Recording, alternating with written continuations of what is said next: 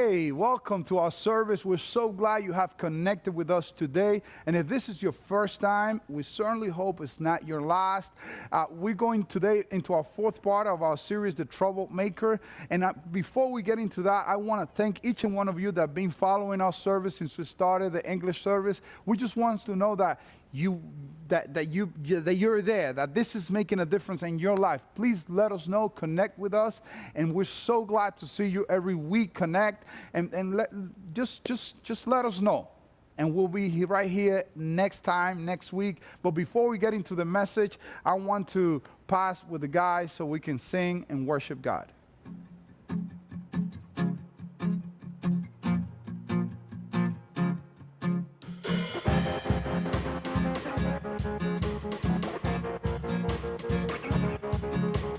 Here I'm longing, I can't stop this longing for more of you and me.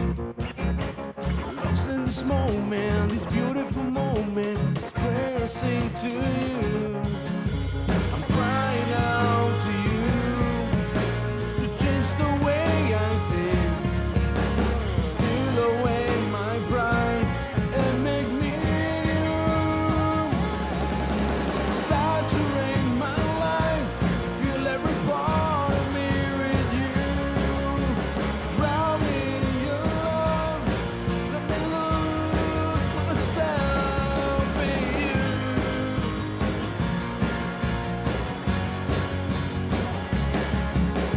Here I'm longing, I can't stop this longing for more of you and me. Lost in this moment, this beautiful moment, this prayer I sing to you. I'm glad to come to you. I want no place to hide. I'm pouring out my heart to give you room. Saturate my life, fill every part of me with you. Draw me in your love, let me lose myself. Saturate my life, fill every part of me with you. Drown me in your love, let me lose myself.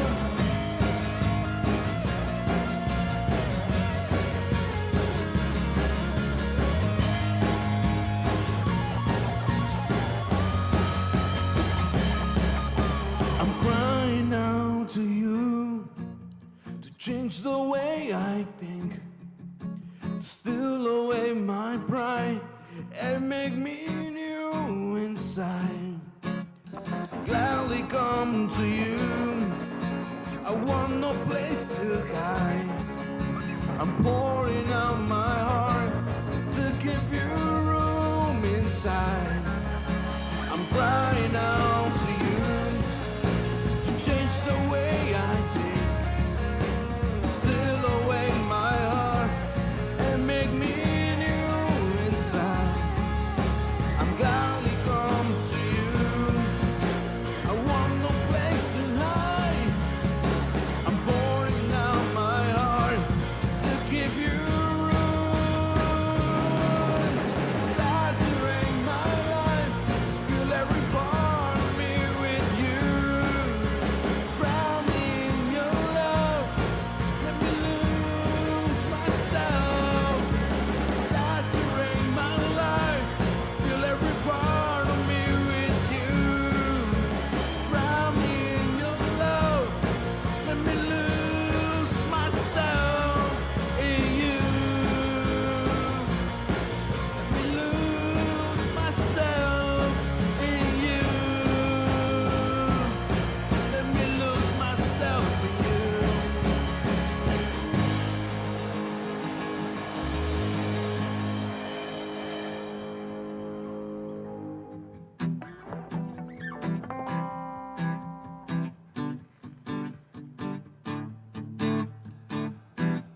Nothing can separate, even if I run away.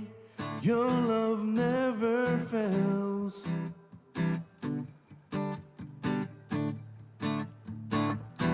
I know I still make mistakes, but you have new mercy for me every day. Your love never fails.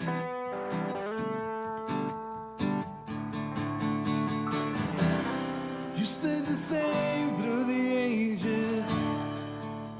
Your love never changes. There may be pain in the night, but joy comes in the morning.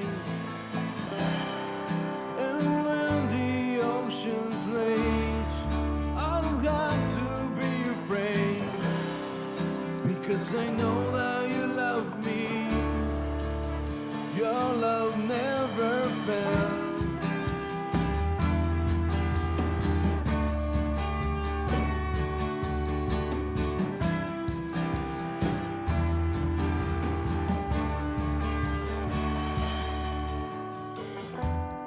Nothing can separate, even if I run away.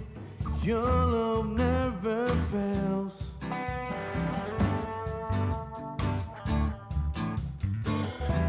I know I still make mistakes, but you have new mercy for me every day. Your love never fails.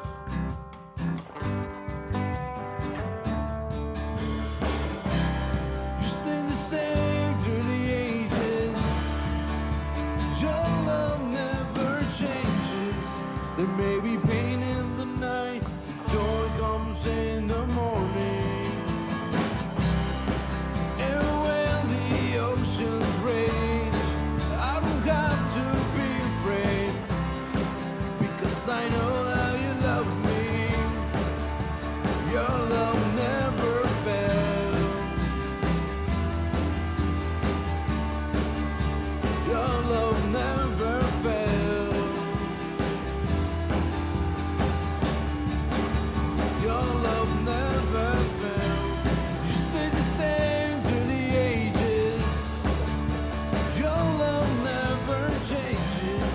There may be pain in the night, but joy comes in the morning. And when the oceans rage, I don't got to be afraid, because I know that you love me. Your love never fails.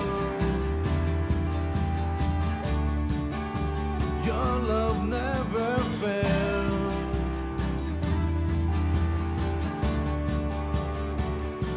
And you make all things work together for my good. You make all things work together for my good. Make things work together for my good. You make all things work together for my good. You make all things work together for my good. And you make all things work together for my good. You make all things work together for my good. You make work together for my good. Just stay the same through the ages. Your love never changes. There may be pain in the night, but joy comes in the morning.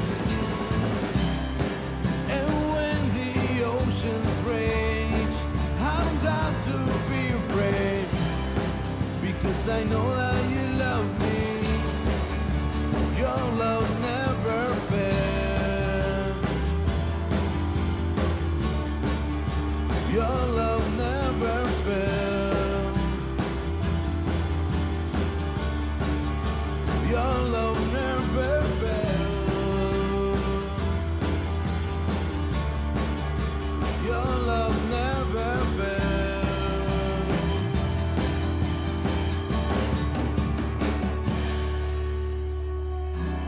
You stay the same through the ages, and your love never changes. There There may be pain in the night, but joy comes in the morning. And when the oceans rage, I don't have to be afraid, because I know that you love me, and your love never fails.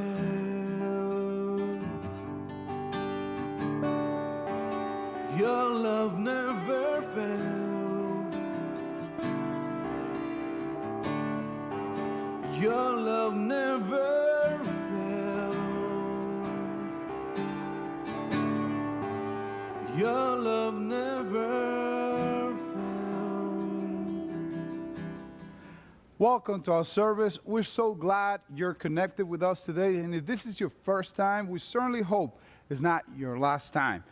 Today, we continue the fourth part of our new series, The Troublemaker. We all have a troublemaker inside of us. So today, we want to continue. And before I go on, and I will just go on into the message, I just want to thank each and one of you that are a part of our church. Thank you for being support our church and being part of our church through these difficult times. And I also want to just invite you that if you don't have a church and you're looking for a church, we welcome you here. And if you just want to be part of a church that wants to follow Jesus, that wants to inspire people and make a difference, we're here for you to serve you. I know life is tough and it's difficult and you want to get it right. Here at El Camino, we just really want to help.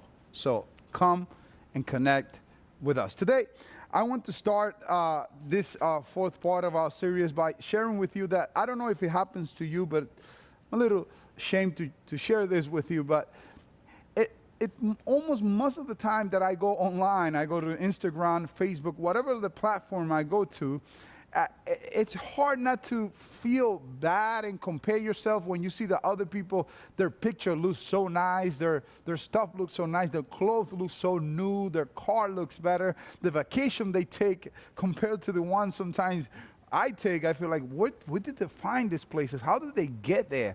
Why their stuff looks so good and mine looks like, all right. So all of us sometimes we get so uncomfortable seeing how other people's stuff looks so good online that sometimes we even think about canceling our account. And you know what? My life is not as good as their life. I don't know what's wrong with me.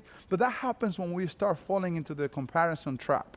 We start comparing ourselves with others because that emotion it's fighting to take control of how we feel or how we are. Because as we've been sharing, our heart sometimes is competing to control our lives through some emotions. And those emotions and they're in the competition to get control of our heart. And specifically, they want to control our mouth, what we say and what we do. And our mouths gets us in trouble many times because we let those emotions be the one on control. But Jesus said it best, and I've shared this with you in the past week. Jesus said it best. He said this, don't you see that whatever enters the mouth goes into the stomach and then goes out of the body? I called that a couple of weeks ago, digestion 101. And Jesus continues and says the next thing. The next thing he says in verse 18, he says, but the things that come out of the person's mouth come from the heart, and these defile them. Basically, whatever comes out of you gets you in trouble with God and others. And whoever is controlling your mouth, that you know who's controlling your mouth, is that troublemaker of yours. Jesus said it here. Whatever comes out of the mouth comes from the heart. That's why sometimes, and he says it in the next verse. And then he says, for out of the heart come evil thoughts, murder, adultery, sexual immorality, thief, false testimony, and slander. Basically, our words and our deeds, our actions and our word reflects the conditions of our heart. That's why sometimes you find yourself saying, oh, I didn't mean to say that. I didn't mean to do that. I'm not sure where that came from. But if you watch the last couple of weeks, we all know now where those things are coming from. We're sure now that they're coming from our heart. And we're not supposed to allow those destructives emotions that are lurking within us to seize control of our life, to take control of. Instead, we should go after these things, after these emotions. So let's deal with them. Last week, we spoke about anger. Today, I want to talk to you about envy. Last week we spoke about anger and how anger takes the best of us sometimes and how we actually act in anger. And it went so deep that I said that Jesus, instead of going after the action, Jesus said, I'm going to go after what creates the action, which was anger. But this week I'm going to talk to you about envy. And to start talking this conversation with you, I want to go to what Solomon said, one of the kings of Israel, one of the wisest men on earth, according to the history and the scriptures themselves. Solomon wasn't holding back when he wrote this. He wrote this. He said, envy rots the bones. Envy rots the bone. You want your bone to be rotten? Let envy take control of your heart. It leaves us, you know what envy rots our bones? Because it leaves us competing with people that don't even know there's a competition. That's sometimes when envy is controlling our actions, our heart, is that we are competing with others that they don't even know we're competing with them. They don't even know. And it makes us arrogant because we're winning, or when we're winning, we think we're a little bit too much, or it leaves us feeling discouraged because we're losing, or when we think we're losing. So let's do something. So let's knock it off. Let's destroy. Let's get rid of envy. Do it. Simple. Period. I'm finished with the message. To what you might be saying, yeah, if it was only that easy to get rid of envy. And I'm telling you, you're right. It's not that easy. This emotion of envy is not going away. But because it's not going away, that doesn't mean that we're not supposed to control it. Because it's still going to stay around, that doesn't mean it needs to control you. It needs to drive us or steal our joy. Because you know what? Envy is not a problem to solve. It's a tension to manage. Basically, you're not going to destroy envy. You're not going to stop from feeling a little bit weird when you see that somebody else has something better than you. It's going to come to you. The feeling is going to come. The emotion is going to show. It's not for you to just stop it and not basically and cure it for once and for all. No, it's for you to manage the tension and not let it steal your joy, not let it steal your peace. Solomon provides us with a place to go mentally when we start drifting towards envy and discontentment, when we start drifting to something that takes away our joy. Solomon gives us a place where we can emotionally and mentally go to. And he starts talking and brings this amazing comparison so we can understand and we can see what is it to feel envious when you see somebody having something that you don't have. So he gives us a word that gives us a picture so for us to regain balance when we're losing it, because that's what happened. It's something important to remember is this.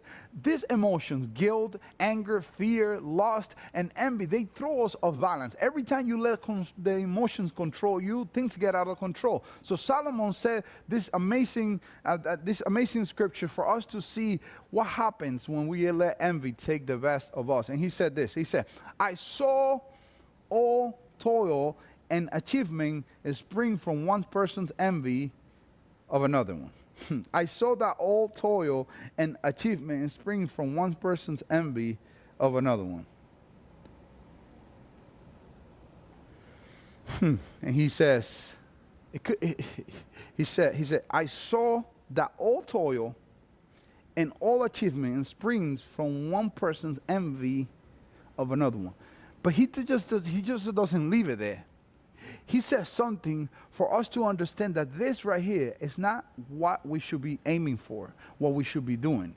And it's funny to think that 3,000 years ago, when this was written, the same thing was going on back then. People were letting envy take the best of themselves. They were competing with one another. He's saying that people were achieving stuff because somebody else achieved it. They were working hard. They were killing themselves at work, working overtime. Does it sound similar? Working overtime because you want to buy that new phone, that new car, that better house, because your neighbor have it. So 3,000 years ago, people were fighting with the same thing. They were competing with each other. And it's funny to see this.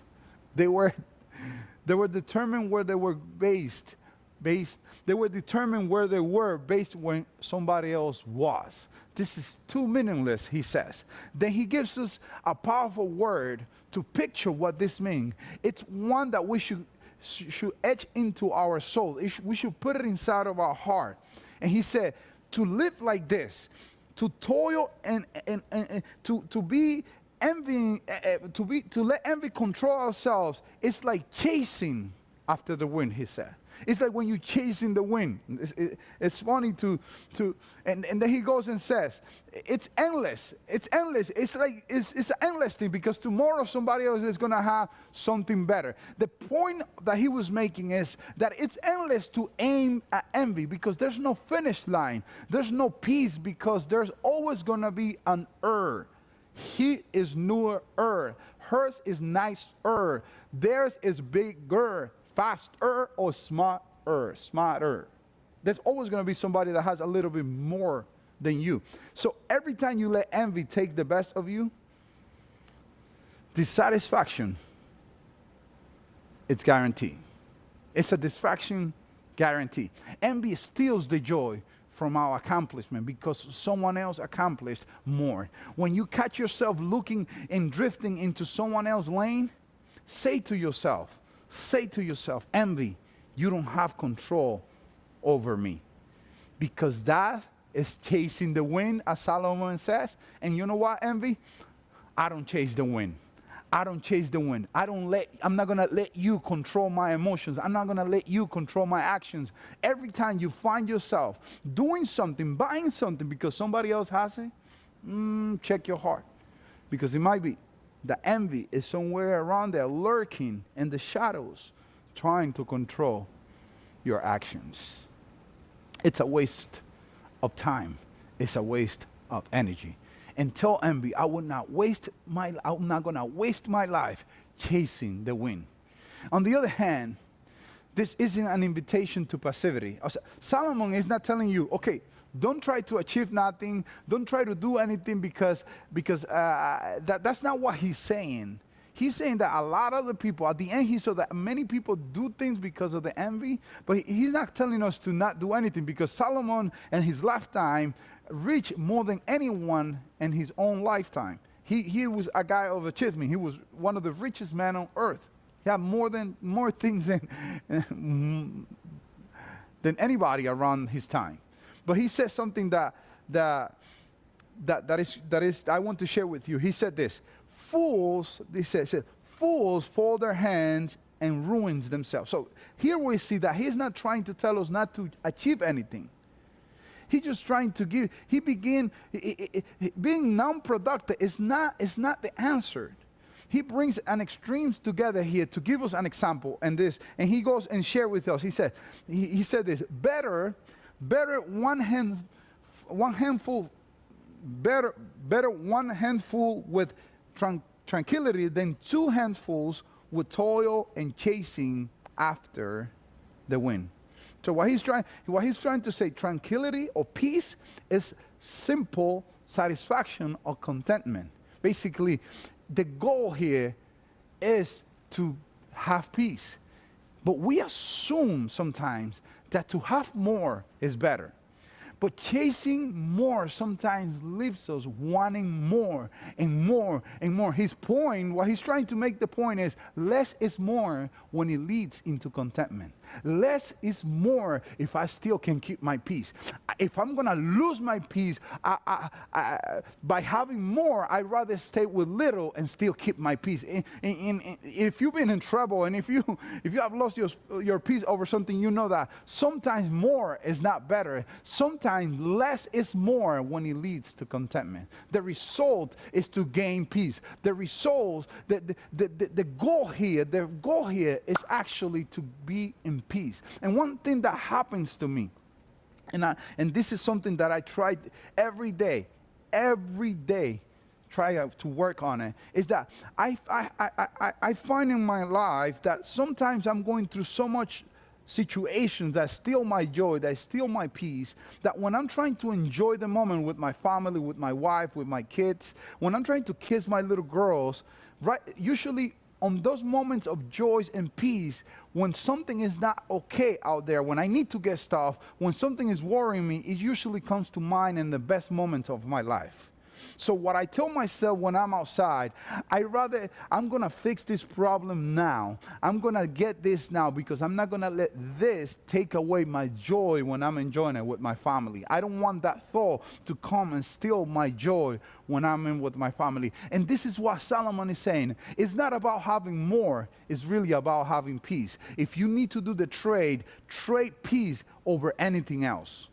Over anything, I choose peace. So this is what he's trying to say, that better is a handful with tranquility than grasping and striving and pretending and editing and cropping and retaking, trying to break somebody else's eyes, try to impress other people. And he goes on and said to the next verse, again, I saw something meaningless under the sun. There was a man all alone. He had neither son nor brother. In other words, the man had nobody to leave his states with. He had nobody to leave everything that he worked for, that he killed himself for. Because in that time, women would not inherit property in that culture. So this guy has no descendant, had no brother. He was just killing himself, maybe trying to impress somebody else. And he goes and continues. Solomon says, there's no end to his toil, yet his eyes were not content with his wealth. Yet his eyes. This is crazy. This is so good. Because sometimes our eyes are so focused on somebody else and something else that we forget to look with our own eyes what we already have. And that takes away our peace. And he finally, Solomon, stopped and asked the question that some of us has never stopped to ask. And the guy, Solomon says the story, and he stopped and asked, for whom am I toiling? From whom am I working so hard? And this is something maybe you should ask. Why am I doing this? What am I trying to prove? And to whom am I trying to prove it to? Some of you are competing with your father, your mother, your sister, or your brother. Or you're competing for that approval. You're competing for their approval. You want them to accept you the way because you have stuff. And you know, they don't even know it, but you're just competing. You're trying to prove that you're better, that you have, that you can do it. And I ask you, why are you doing so? For whom are you toiling? And he goes and says, this part, he said, and why am I depriving myself of enjoyment? Why are you working so hard and you're not even enjoying what you're working for? Could it be that you're doing it for somebody else and you're letting envy control your emotions and your heart? He couldn't stop and enjoy what he had, and he didn't know why. This is, according to Solomon, he couldn't stop and enjoy what he had, and he didn't know why. Perhaps you can't either, and you don't know why. And he continues and says, this too is meaningless, a miserable business, he called it. Why miserable? Why miserable? You will never be who you were born to be as long as you're looking over your shoulder at everybody else. It's miserable for you to be paying attention to what everybody else has and not paying attention to what you have. This is a miserable business. This is a miserable thing to do, to start living your life through somebody else's lenses, to start living your life through somebody else's eyes. It's a miserable business. And if you're a Christian, this is even more serious. You will never experience God's purpose for your life if you're still distracted by seeing God's purpose for somebody else. You cannot let the comparison game take the best of you.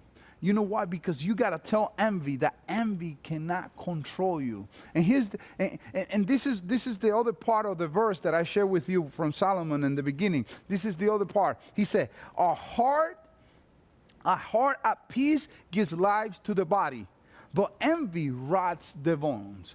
A heart at peace gives. You want to have life? Keep the peace. You want to have life, aim for the peace. But every time you let envy take control, then your bones are getting rotten. Then your life start leaking and destroying itself slowly in your hands. You cannot compare yourself into peace.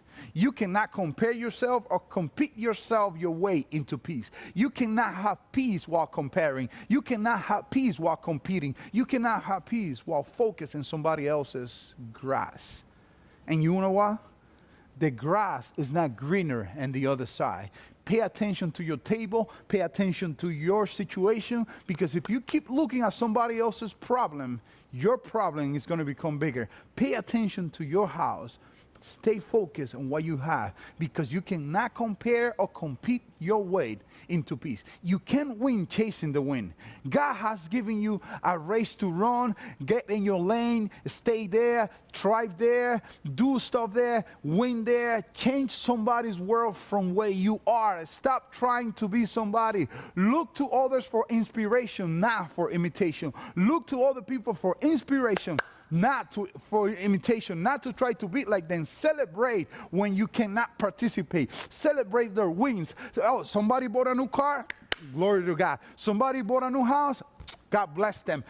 Be happy where you are. Be happy with the little, and God will put you in the and more. Be happy where you are, because you know why?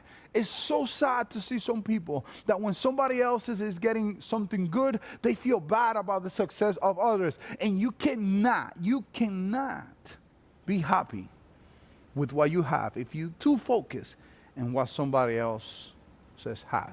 Jordan Peterson said it this way. He said, compare yourself to who you were yesterday, not to where someone else is today. Basically, compare yourself to who you were yesterday instead of comparing yourself to where someone else is today. In other words, count your blessings. Count your blessings. Your blessings. See your kids, your house, your stuff, your clothes. See your account, see the beauty in what you have. Instead, count your blessings, not your neighbors. Count your blessings, not your neighbors. Life is better when you count your blessings, not theirs. Don't miss what life has for you. Don't miss what God has for you. You will never experience life to the full until you decide to fully embrace the life in front of you. You will never be happy until you decide to embrace what you have. You will never be happy until you look at your kids in their eyes and tell them, I love you just the way you are. You will never be happy until you're able to look at your wife in her eyes and tell, I love you how you are. I don't care if there's a million women out there, you're my wife. You will never be happy until you're able to stand in that piece of that car that is falling apart in pieces and say, you know what, somebody else might have a Mercedes, somebody else has a Range Rover or a Tesla, but I'm happy with what I have because you take me places. Thank God for what you are. Count your blessings, not someone else's blessing. There will always be somebody that has more.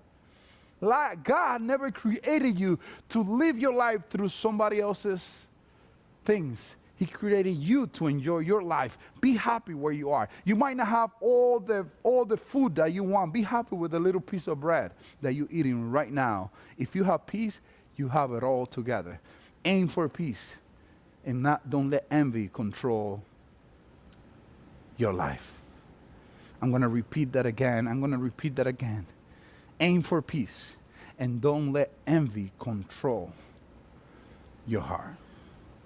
You will never experience life to the full until you decide to fully embrace the life in front of you. Don't live life looking to the side. Live life looking in front of you. Whenever your mind drifts and your emotions start getting the best of you, when you're tempted to compare, stop and declare and tell envy, you don't have control over me. I'm not going to chase the wind. I'm not going to chase the wind. I'm not going to live for others. I'm not going to consume myself, kill myself, trying to compete with my neighbor. I am going to live the life that God gave me. I'm going to enjoy the family that God gave me. I'm going to enjoy what I have. I'm going to enjoy my bank account, even when it's red, when it's negative. I'm going to enjoy the moment, and I'm not going to be unhappy because somebody else is happy. I'm going to live my life because that's the one that God gave me. And I bet you, I guarantee you that things will start to change. Besides, if you are a follower of Christ, you already have somebody that you need to let him control you. And Christ himself, which is your Lord, and is supposed to be the one that leads and rule over your life, he gave us already instructions. And he didn't, he said, don't compare yourself to one another. He said, instead of saying that, he said, love one another. Envy usually always gets in the way of love. You can't love people if you start envying them. So if you want to love people, you cannot let envy take the best of you. Loving one another is not a nice thing to do. It's a must do. It's something that we better do. It's mission critical. Jesus said, people will know that you are my disciples, that you are my follower, if you love one another, if you celebrate one another, if you cheer one another, if you care for one another. And this one another, he didn't say to envy one another. He said to love one another. That's where peace and purpose in life are found, when we love people like Christ has loved us. And I ask you the question, is it possible that envy has taken control of your life or your finances? Is it possible that things that you're doing, you're not doing it for you, but you're doing it to try to achieve, be an overachiever, just trying to impress somebody else? Is it possible that in one of your relationships, envy has become the thing that is controlling you?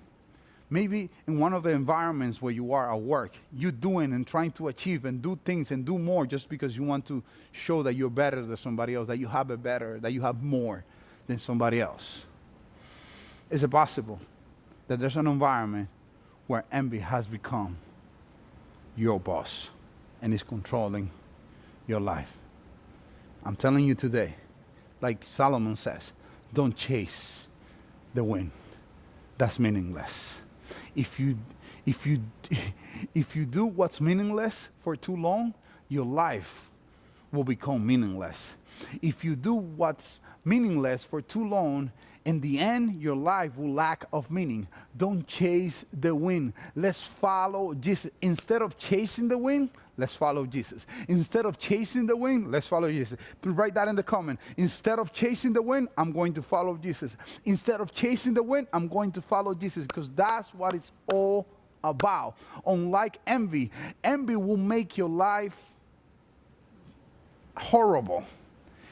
And following Jesus will make your life better. So instead of chasing the wind, let's follow Jesus. And we believe that following Jesus will make your life better, and it will make you better of life. So unlike envy, Jesus will make you better. So I want to invite you to not, so that you don't let envy you don't let envy take control of your heart. Because when emotions control our heart, things get out of control. Let me pray for you before I go. Father, in the name of Jesus, I pray for that person right now that is watching, and those that will be watching. I pray that you give them the courage so they can stand up and declare that they will not chase the wind, that they will live their life, the life that you gave them, that they will see the best in what they have instead of being focused in what somebody else's have, that they will find peace in it, and that they will have contentment with what they have. I prayed in Jesus' name that they can be on control of their emotions instead of letting their emotions control their heart. In your name, in your son's name, I pray. Amen. And I want to tell you, whatever you do, don't miss next Sunday. We're going to be right here at El Camino. And I want to ask you one more thing. Why don't you take a small step today in your journey and your faith that can make all the difference in your life? And if you decide to take one small step, connect with us. It doesn't have to be a huge step. Small step in your faith. Just connect with us. Ask us. Just fill one of the forms. Send us a text. Do something, just an email or through our website. Just connect with us and let us know that you want to take a small step. I know life is difficult and it's hard. And here at El Camino, we want to help. So why don't you just connect with us? And I'll see you next week, right here, for the 5th part of our series, The Troublemaker. See you next time.